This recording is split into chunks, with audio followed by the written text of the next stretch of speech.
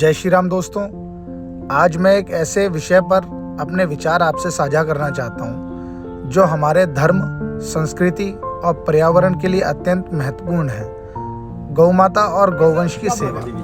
हम सभी जानते हैं कि गौमाता हमारे लिए एक पशु नहीं है, वे हमारी संस्कृति की आत्मा और हमारे पर्यावरण का आधार हैं। लेकिन यह अत्यंत दुख की बात है कि आज के समय में गौमाताओं की स्थिति चिंताजनक होती जा रही है।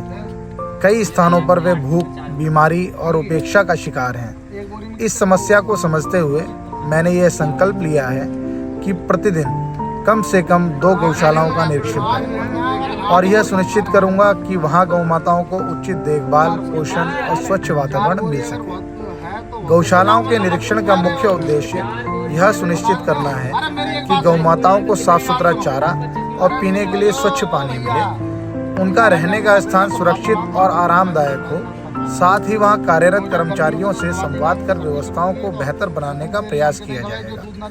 लेकिन यह भी उतना ही महत्वपूर्ण है कि यदि किसी गौशाला में अनियमितता पाई जाती है, जैसे गौमाताओं को पर्याप्त भोजन न मिलना, सफाई की कमी या गौवंश की उपेक्षा, तो उन पर सख्त कार्रवाई सुनिश्चित की जाएगी। ऐसे मामलों में हम संबंधित अधिकारियों को सूचित करेंगे और यह सुनिश्चित करेंगे कि दोषियों के खिलाफ आवश्यक कार्यवाही की जाए। यह हमारा कर्तव्य है कि गौमाताओं की सेवा में लापरवाही करने वालों को उनके दायित्वों का एहसास कराया जाए। गौमाताओं और गौवंश की सेवा केवल उनकी देखभाल तक सीमित नहीं होनी चाहिए। हम उन्हें समाज और पर्यावरण के लिए एक मूल्यवान संसाधन के रूप में विकसित करना होगा। जैसे गोबर और गौमूत्र का उपयोग।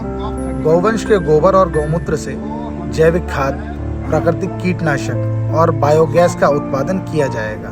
इससे न केवल किसानों को लाभ मिलेगा बल्कि पर्यावरण संरक्षण को भी बढ़ावा मिलेगा। गोबर से बने उत्पाद जैसे दिए, धूप बत्तियां और गमले ग्रामीण क्षेत्रों में आजीविका का साधन बन सकते हैं। पंचगव्य और औषधीय उत्पादों का निर्माण। गोबर और गौमूत्र से पंचगव्य, साबुन, शैम्पू, अन्य औषधीय उत्पाद तैयार किए जा सकते हैं। ये उत्पाद स्वास्थ्य के लिए लाभकारी हैं और इनका उत्पादन गौशालाओं को आत्मनिर्भर बनाएगा।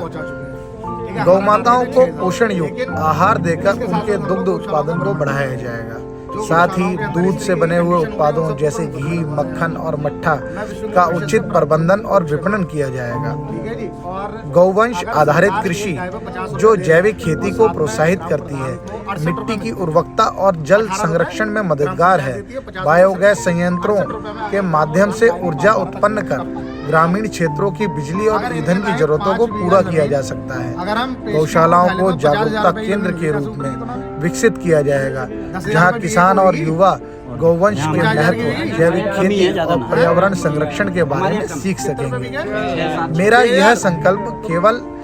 यह प्रयास केवल गौमाताओं की देखभाल तक सीमित नहीं है, यह उनके माध्यम से समाज और पर्यावरण में सकारात्मक बदलाव लाने का एक बड़ा उद्देश्य है। मैं पूरी निष्ठा और समर्पण के साथ इस संकल्प को निभाने के लिए प्रतिबद्ध हूँ। साथ ही यह सुनिश्चित करूँगा कि जहाँ भी लापरवाही या अनियमितता पाई जाए, वहाँ आवश्यक कार्यवाही की जाए।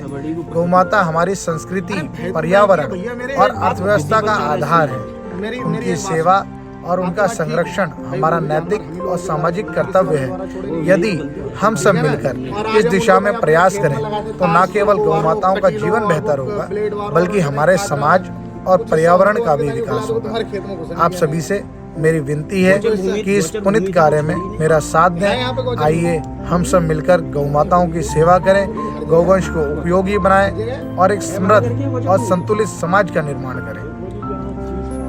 जय गौ माता, जय भारत।